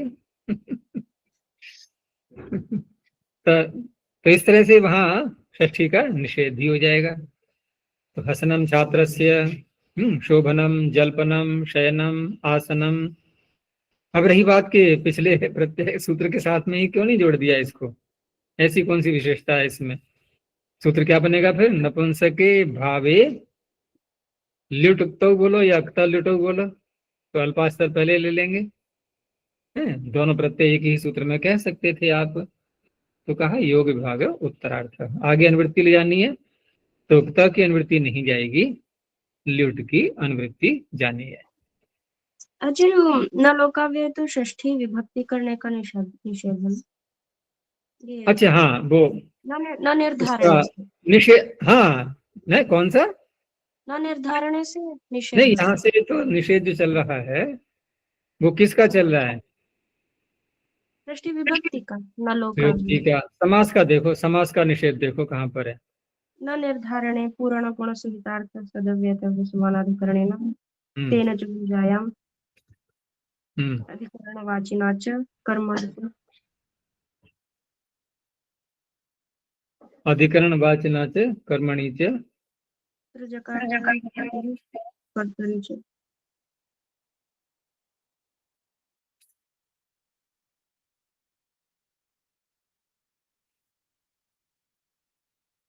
नहीं, तो यहाँ पर समास, समास में तो वैसे भी विकल्प रहता है, करें न करें वो तो अलग बात रही।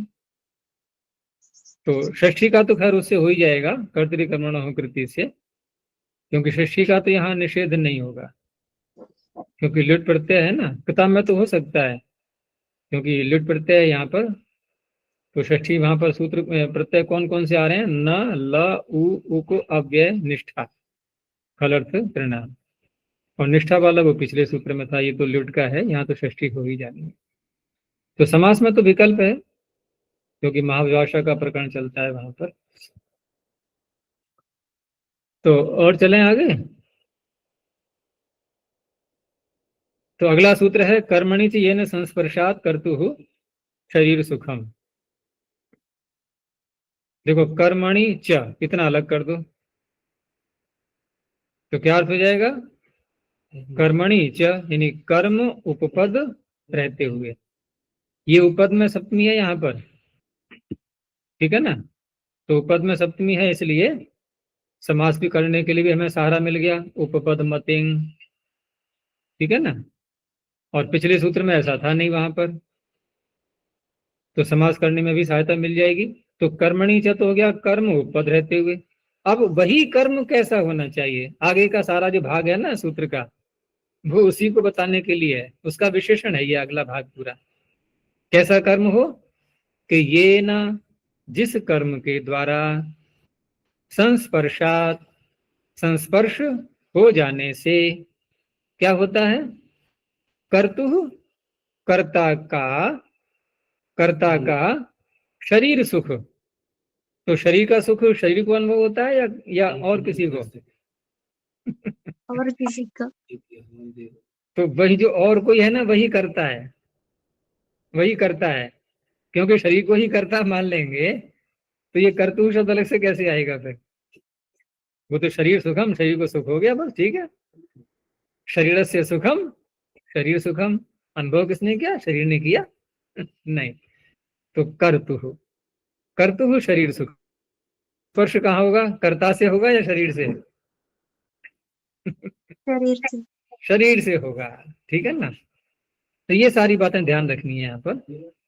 तो ये न कर्मणा, अर्थ वहीं से प्रारंभ किया इन्होंने अगले भाग से, कि ये न कर्मणा संस्पृश्य मानस्य कर्तु, ये कर्तु का विशेषण है ये, संस्पृश्य मानस्य। अब यहां लगेगा कि ये तो कर्ता को ही छू रहा है कर्म। संस्पृश्यमान कौन है? कर्ता। संस्पृश्य मानस्य कर्तु, तो व्यवहार में ऐसा बोलने में आ जाता है, जैसे मेरा आत्मा दुखी है, तो ये मेरा कौन है? ये मैं, क्योंकि आत्मा उससे भिन्न होगा ना फिर। तो संस्पृश्य मानस्य कर्तुः शरीर सुखम उत्पद्यते तस्मिन् कर्मणि उपपदे धातुः नपुंसकलिंगे भावे ल्युट् प्रत्ययो भवति। अब जो बात यहाँ निकल करके आई कि आप ल्युट् प्रत्यय ही तो कर रहे हैं, और पिछले सूत्र ने यहाँ पर ऐसा तो कहा नहीं था कि कर्म उपपद रहते नहीं करेगा वो। वहां तो उपपद वाली बात ऐसी कोई थी भी नहीं, भाई सामान्य रूप से विधान कर दिया था, सर्वत्र हो सकता था। तो पूर्वेणैव सिद्धे प्रत्यये नित्य समासार्थम वचनम, पूर्व सूत्र से ही सिद्ध था, लेकिन वहां जब उपपद शब्द कोई बोला ही नहीं गया है, ठीक है ना, अलग कोई शब्द हम लाएंगे, जैसे छात्रस्य हसनम, तो छात्र को अलग से ही तो षष्ठ्यंत शब्द बनाया गया है। छात्र उपपद रहते हुए हस्त धातु थोड़ी किया गया है प्रत्यय, तो वहां उपपद मध्यम सूत्र तो लगेगा नहीं, लेकिन यहाँ तो लग सकता है क्योंकि कर्मणि शब्द बोल दिया है। और वो जो सूत्र है उपपद मध्यम, वो नित्य समास करता है। कहाँ से आती है नित्यम की निवृत्ति? वहां नित्यम क्रीडा जीविकयोः। हाँ, नित्यम क्रीडा जीविकयोः। और जो अगला सूत्र है गति प्रादय है, वो भी नित्य समास है, और उपपद मतिंग ये भी। तो पूर्वणैव सिद्धे प्रत्यय नित्य समासार्थम वचनम उपपद समासो ही नित्य समासः, याद दिला दिया, वो नित्य समास कहलाता है। तो पयः पानम सुखम, पयसः पानम पयः पानम, विग्रह भले ही हम ऐसे दिखा दें, लेकिन समास करते समय या ये प्रत्यय करते समय किस तरह से दिखाना होगा? पयस क्या है? कर्म। हमने अभी अर्थ विग्रह कैसे किया था? पयसः पानम पयः पानम, ऐसे नहीं, दूध को पीना, ठीक है ना। तो पयस क्या है? कर्म। तो पयस अम ऐसे करके रखेंगे, और पा से हो गया ल्युट प्रत्यय, उपद मध्यम के समास कर लिया। तो पयः पानम सुखम। अब ये जो पयः पान है, अब ये अर्थ घटाओ कि ये न संस्पर्शात कर्तुः शरीर सुखम। तो दूध का जो पान हुआ है वो तो शरीर में ही रहेगा ना, शरीर से ही संस्पर्श हुआ है उसका तो। लेकिन जो आनंद की सुख की अनुभूति हुई है वो तो जीवात्मा को, कर्ता को हो ही चुकी है। तो इस तरह से पयः पानम सुखम ऐसे घटाएंगे। ऐसे ही ओदन भोजनम सुखम, ओदन अच्छे लगते ही हैं, ठीक है ना, सबको लगते हैं या नहीं। अब कोई कोई प्रतिकूल है किसी के लिए ओदन, बात अलग है, लेकिन अच्छे तो उसको भी लगते हैं। वो अलग बात है कि रोग के कारण से न खा पाए, लेकिन प्रायः सबको प्रिय रहते हैं। तो ओदन भोजनम सुखम ये हो गया। अब प्रत्युदाहरण में और स्पष्ट होगा अब सारी बातें। तो पहले तो इन्होंने कर्मणि पर प्रहार किया कि कर्म उपपद रहते। अब यहाँ देखो क्या उपपद में है, बाकी सारी बातें आएंगी देखो। अब ये जो अगला शब्द रहेगा सूत्र का कि ये न संस्पर्शात कर्तुः शरीर सुखम, और कर्मणि कहा न जाए, तो वो जो जिसके संस्पर्श से सुख होना है वो कर्म भी हो सकता है, ठीक है ना, अपादान भी हो सकता है, कुछ भी हो सकता है वहां। तो फिर तो तूलिकाया उत्थानम सुखम, क्या होती है तूलिका? रजाई, ठीक है ना, तूल से बनती ना, रुई से। तो जब शीतकाल होता है और रजाई ओढ़ के जब सो जाते हैं, और प्रातः काल को जब नींद खुलती है, उठते हैं, और अच्छी नींद आई है यदि, तो वहां से उठते समय कितना आनंद आता है, नीचे भी गद्दा बिछा हुआ हो रुई का, ऊपर रजाई भी हो, तो उसका सुख मिलता है नहीं उसके संस्पर्श से, क्योंकि संस्पर्श भी ध्यान रखना है। तो कर्ता को सुख की अनुभूति हो रही है, तो तूलिकाया उत्थानम सुखम। लेकिन सुख की अनुभूति जगने के बाद होगी या सोते सोते?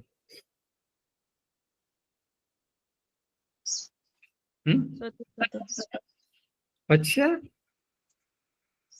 तो उस समय नींद आ रही थी कि नहीं? और नींद में तो क्या होता है नियम कि सूक्ष्म शरीर से संबंध छूटा हुआ रहता है, वो निद्रा अवस्था कहलाती है, सुषुप्ति अवस्था। और सूक्ष्म शरीर से भी संबंध छूट गया तो सुख दुख की अनुभूति में करण कौन है हमारा? करण कौन है? मन। मन कह लो या चित्त कह लो, तो वो खुद ही सो रहा था बेचारा, वो सुख की अनुभूति कैसे कराता? तो देखो, सुख की अनुभूति होती तो निद्रा में ही है, लेकिन उसका एक संस्कार बनता है हल्का सा, और उस संस्कार को व्यक्ति जाग करके तब उसको प्रकट कर पाता है। जागने पर ही तो बताता है कि मैं सुख से सोया, या सोता हुआ बोलता है कि देखो मैं बहुत सुख से सो रहा हूं, देखो मुझे आकर के सब लोग, कि मैं सो भी रहा हूं और बहुत सुख आ रहा है मुझे। बोल पाएगा सोते सोते? सो ही नहीं रहा है, फिर वो जग रहा है वो तो फिर। तो बड़ी विचित्र स्थिति होती है निद्रा के सुख की, कि सुख की अनुभूति किसी और काल में हो रही है, प्रकट किसी और काल में किया जा रहा है उसको। तो कहने का तात्पर्य जब उठेगा वहां से तभी तो उत्थान होगा, तभी तो सुख की अनुभूति को बता पाएगा वो। इसलिए कहा कि उत्थानम, तूलिकाया उत्थानम सुखम। तो कर्म नहीं है ये, अपादान है। संस्पर्शादिति किम, अब इधर बाकी तो सारी बातें वही रहेंगी, कर्म भी रहेगा और शरीर सुख भी रहेगा, लेकिन संस्पर्श नहीं होगा। शीतकाल में अग्नि कहीं जल रही हो पास में, तो अग्नि को छू करके सुख होता है या थोड़ा दूर हटके? दूर हटके उपासन, उप आसन, ये नहीं उसमें घुस गए जाकर के।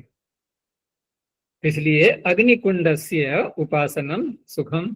अब अग्निकुंड कर्म तो है यहाँ पर, कर्म का यहाँ विरोध नहीं है, लेकिन उसका संस्पर्श नहीं हुआ, थोड़ा दूरी रही।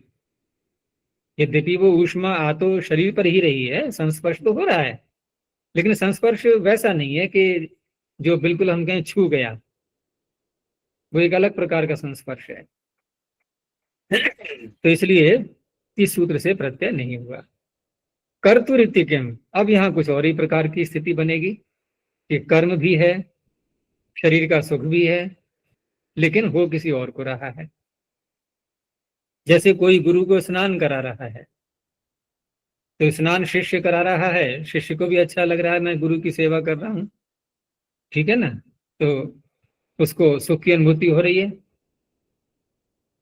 अच्छा, उधर हम गुरु को देखते हैं, तो गुरु को जो स्नान हो रहा है जिस समय, तो जल का संस्पर्श भी उनको हो ही रहा है और उनको भी सुख की अनुभूति हो रही है। लेकिन स्नान करा रहा है शिष्य, तो कर्ता कौन है? शिष्य। क्रिया का कर्ता, नहलाने की क्रिया का कर्ता है शिष्य। और सुख उधर घटाएंगे हम गुरु के साथ में, गुरु के शरीर से ही तो स्पर्श हो रहा है ना, इसलिए घटाएंगे वहां पर। तो संस्पर्श हो रहा है गुरु के शरीर से जल का, उनको सुख की अनुभूति हो रही है। लेकिन गुरु करता नहीं है, यहाँ क्रिया को करने वाले, स्नापन क्रिया जो हो रही है उसके वो स्वयं करता नहीं है। इस कारण से इस सूत्र का विषय नहीं बनाइए। तो गुरोः स्नापनम सुखम।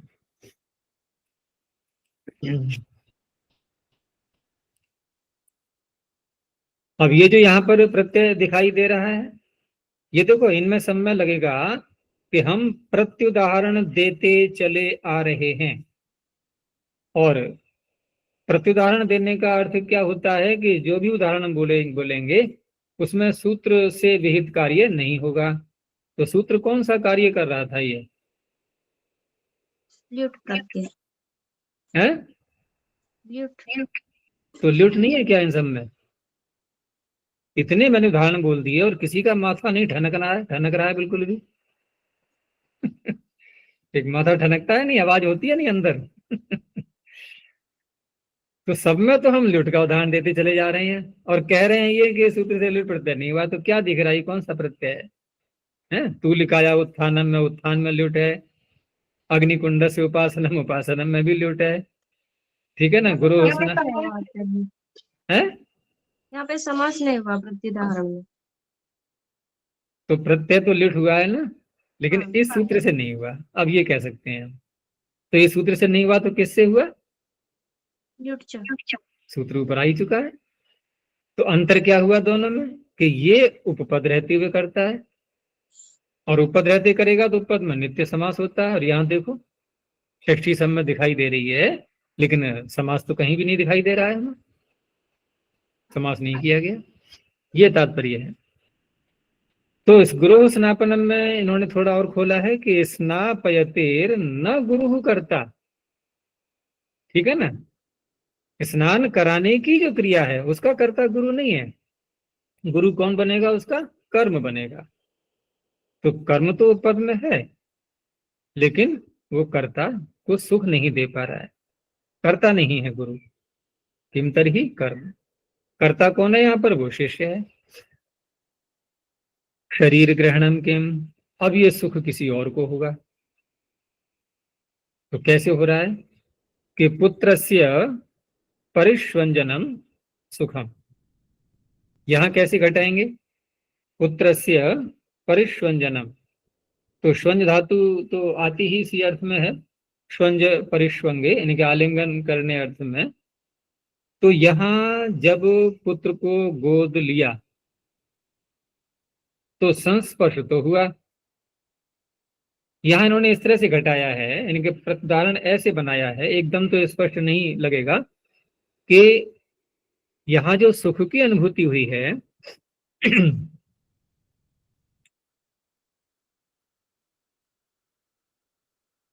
देखो संस्पर्श तो शरीर से ही हुआ, लेकिन शरीर से संस्पर्श होने पर भी जो बच्चे से प्रेम है, प्रेम का एक सुख की अनुभूति होती है, बच्चा गोद में आता है तो एक मानसिक सुख के रूप में लिया है इन्होंने। बच्चे को गोद में उठाया कर्ता ने, वो तो करता है, उसका आश्वंजन परिष्वंजन क्रिया का करता है, ठीक है ना। लेकिन जो मानसिक सुख है वो कर्ता के सुख के रूप में नहीं ले रहे उसको। जो आगे लिखा ना सुखम मानसी प्रीति ही, तो मानसी प्रीति को कर्ता के सुख में नहीं गिन रहे ये, वो सुख मन तक ही रखा है। लेकिन यदि हम इसको कर्ता तक पहुंचाएंगे तो फिर समास हो भी सकता है, पुत्र परिष्वंजनम। लेकिन क्योंकि प्रयोग ऐसे मिलते नहीं है तो उसी रूप में इन्होंने रखा है इसको। तो आचार्य गुरोः स्नापनम सुखम, सुख वहाँ शिष्य भी मानसिक प्रीति है। हाँ, लेकिन नहा तो नहीं रहा है वो, क्रिया तो उसके साथ, संस्पर्श किसके साथ में है? गुरु संस्पर्श भी देखो, जल जल जल के कहाँ जाके लग रहा है। शिष्य को सुख हो रहा है, वो तो मैंने पहले ही कहा था कि शिष्य को भी सुख हो रहा है, लेकिन उस सुख को हम कह तो नहीं सकते यहाँ पर, क्योंकि संस्पर्श तो नहीं है उसके साथ में। संस्पर्श गुरु के साथ में, लेकिन गुरु स्वयं नहीं नहा रहे, वो कोई और ही नहला रहा है, वहां तो घट जाएगा। लेकिन यहाँ यदि कोई कहे कि मानसिक, अरे मन तो जड़ है, मन तो सुख का एक माध्यम है आत्मा तक पहुंचाने का, एक कारण के रूप में है। तो यदि हम और दार्शनिक रूप में घुस जाएं तो फिर ये वाक्य हमें संगत नहीं लगेगा। लेकिन इसी रूप में रखना है इसको, वाक्य को ऐसे ही स्वीकार करना है, क्योंकि भाषा में कुछ शब्द ऐसे भी होते हैं कि जहां अधिक गहराई में न जा करके हम थोड़ा गहराई से ऊपर रहते हुए और शब्दों का प्रयोग करते हैं, ठीक है ना। और यदि हम थोड़ा ऐसे क्षेत्र में पहुंच जाएं जहां पढ़ाई लिखाई कम है, विद्या कम है, अब वहां जाकर के हम दर्शन के सूत्र लगा लगा के उनके द्वारा बोले हुए वाक्यों के अर्थ करने लगे तो हो गया काम, फिर कुछ भी नहीं समझ पाएंगे हम। तो ये हो गया। आगे है सुखम इति किम। अब यहाँ सुख की नहीं, अब कंटकों का मर्दन संस्पर्श तो हुआ, और कंटक कर्म भी है, कांटा लगा है, तो ये तो दुख का अनुभूति, दुख की अनुभूति और हो गई उल्टी, और कर्ता को ही हो रही है, ठीक है ना, जिसके लगा है कांटा उसी को हो रही है। तो कंटका नाम मर्दनम दुखम। अब इन्होंने उस वाक्य को दिया है जो कि हम सर्वत्र ल्युट का उदाहरण दिखा रहे हैं और ल्युट का ही निषेध कर रहे हैं कि नहीं होगा नहीं होगा। तो कहा कि सर्वत्र असमासः प्रत्युदाह्रियते, समास नहीं हुआ है, इसका तात्पर्य इस सूत्र से नहीं हुआ है ल्युट, बस ये दिखाना था।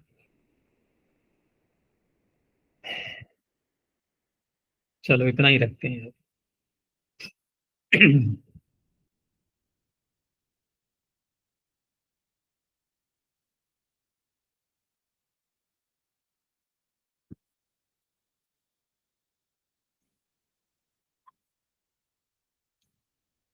प्रणव ध्वनि। ओ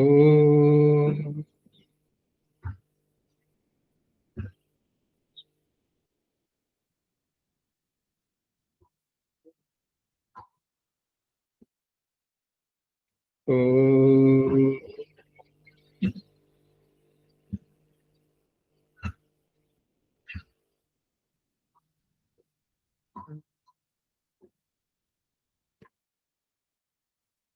ओ